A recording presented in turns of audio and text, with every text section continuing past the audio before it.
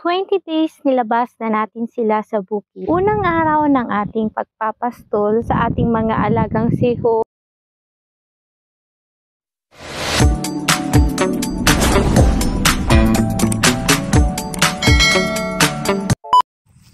Yan, dito nag-practice yung mga seho natin na inaalagaan. May tanim po talaga ito. Yan. Dito na namin pinag-practice kumain. At kung makikita nyo, wala sila dito. Walang mga seho dito kasi pinastol na. Tara, pupuntahan natin ngayon yung pinagpastulan nila ng seho.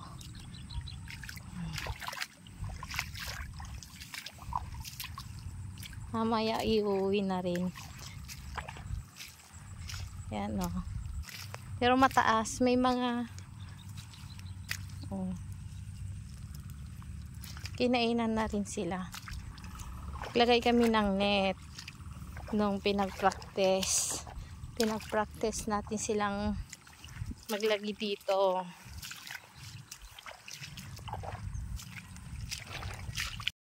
So, ito yung changes dito sa location po natin. Nakikita nyo po yan. Mga subdivided lot na po yan. Hanggang dyan. Hanggang dyan. Hanggang dito. Hanggang doon. Yun po yung tabi ng sinasaka ni tatay. Mga subdivided lot na po yan.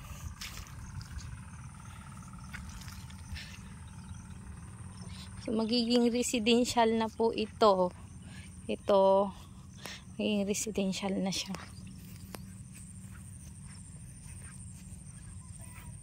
Marami na tayo ditong magiging kapitbahay pag nagsitayuan na sila ng bahay. Ayan na sila, oh.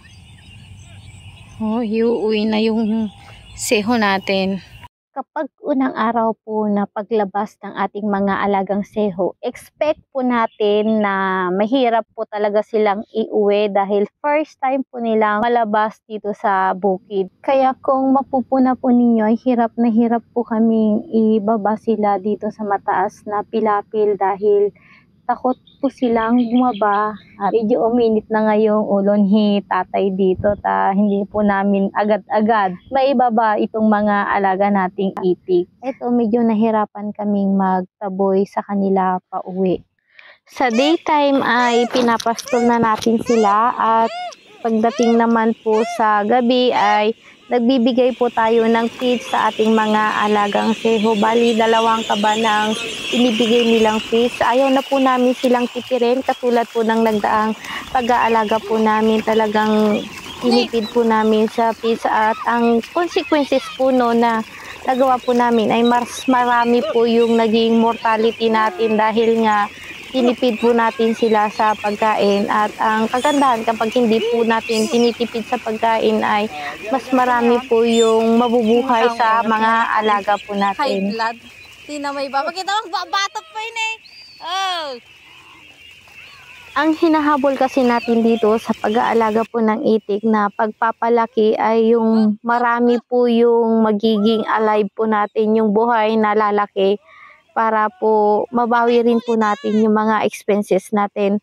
Mahal po ang mag-alaga ng itik, hindi na po mura katulad nung nagdaang mga panahon, nung nag-uumpisa pa lang sila nanay at tatay sa ganitong business, sa ganitong pag-aalaga ay mura pala po ang per head ng seho. Ngayon po ay ang per head po ng seho na ating nakuha ngayon ay 49 pesos per head. Pero sulit naman po yung bayad ng isang sehod na nakuha natin ngayon dahil malalakas na na-deliver mula doon sa hatchery na kinuhanan po natin. Dati kasi sa previous na pag-aalaga namin sa unang gabi ay ang hirap po talaga niyang bantayan at nagkukumpul-kumpulan po sila. Pero itong seho natin ngayon, kung ikukumpara natin, ay hindi po ito kumpul-kumpulan na pagbinantayan sa gabi noong na-deliver. Dati sa unang gabi marami na tayong mortality. Ngayon may mangilan-ngilan lang yung naging mortality nila nanay sa seho na ito. Nawa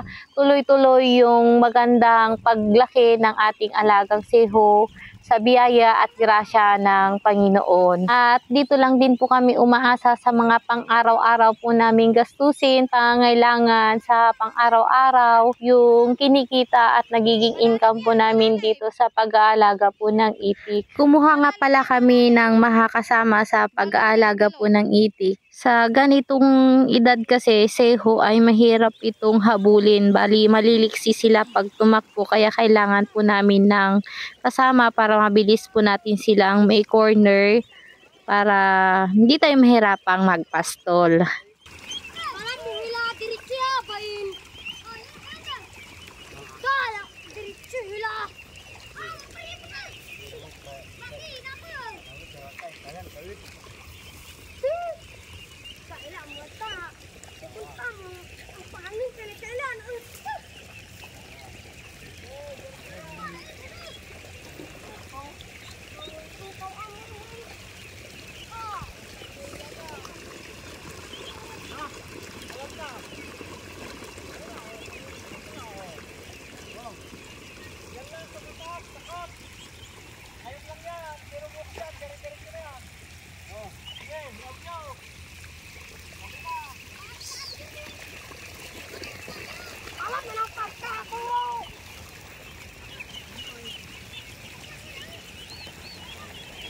Hoy, hoy, hoy, hoy! Umuli kayo, bailang! Oh, oh, oh, oh. Oh.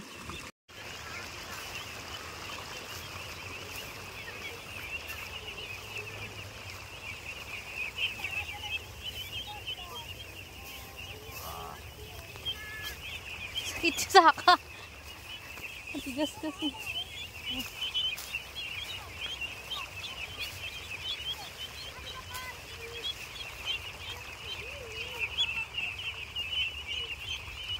Sinusundan natin.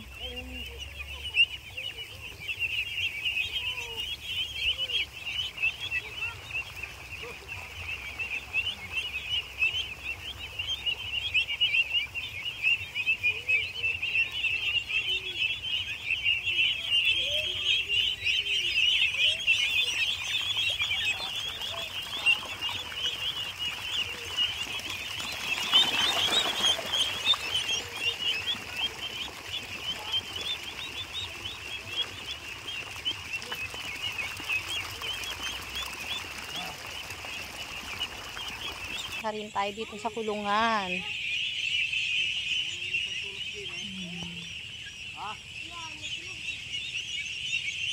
Bye!